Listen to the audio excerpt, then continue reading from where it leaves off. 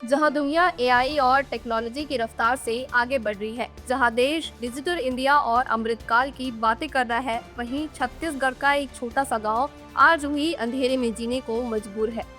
नमस्कार, मैं चंचल द्विवेदी, आप देख रहे हैं फोकस टीवी। हम बात कर रहे हैं कांकेर जिले के पखांजोर क्षेत्र के उस गांव की जो आजादी के 78-79 साल बाद भी सरकारी मूलभूत सुविधाओं से वंचित है।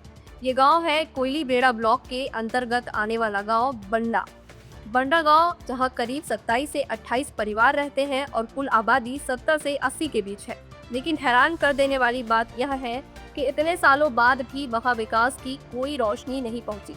ग्रामीण आज भी झैया के पानी पीने के सहारे जीवन जी रहे हैं, चाहे कड़ाके की ठंड हो, बरसात हो या भीषण गर्मी। गांव में ना कोई स्कूल है, ना छोटे बच्चों के लिए आंगनबाड़ी। ऐसे में बच्चों का भविष्य अंधेरे में जाता हुआ साफ दिखाई देता है। और सबसे चौंकाने वाली बात यह है कि आजादी के इतने सालों बाद भी इस गांव में बिजली तक नहीं पहुंची है।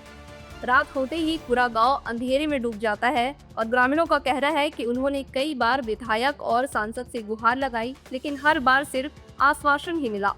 राशन लेने भी लोगों को 4 किलोमीटर तक पगडंडी का सफर तय करना पड़ता है। स्वास्थ्य सुविधाएं यहाँ के लिए आज भी एक सपना बन के रह गया और गांव तक पहुँचने के लिए कोई पक्की सड़क तक नहीं बनी है। लोग आज भी पगडंडी और साइकिल के सहारे गांव तक पहुँचते हैं। एक तरफ सरकारें बड़े बड़े विकास के दावे करती है, लेकिन बंडा गांव की ये सच्चाई उन सभी दावों पर सवाल खड़े करती है। क्या विकास सिर्फ कागजों और पोस्टरों तक सीमित है? वोट मांगने के लिए पार्टियां यहां तक पहुंच जाती है, विकास के बड़े बड़े दावे भी यहां तक पहुंच जाते हैं, लेकिन सबसे बड़ा सवाल यही है कि आखिर असली विकास को यहां तक पहुंचने में और कितना समय लगेगा। अब जवाब सिर्फ भाषणों में नहीं, जमीन पर दिखना चाहिए।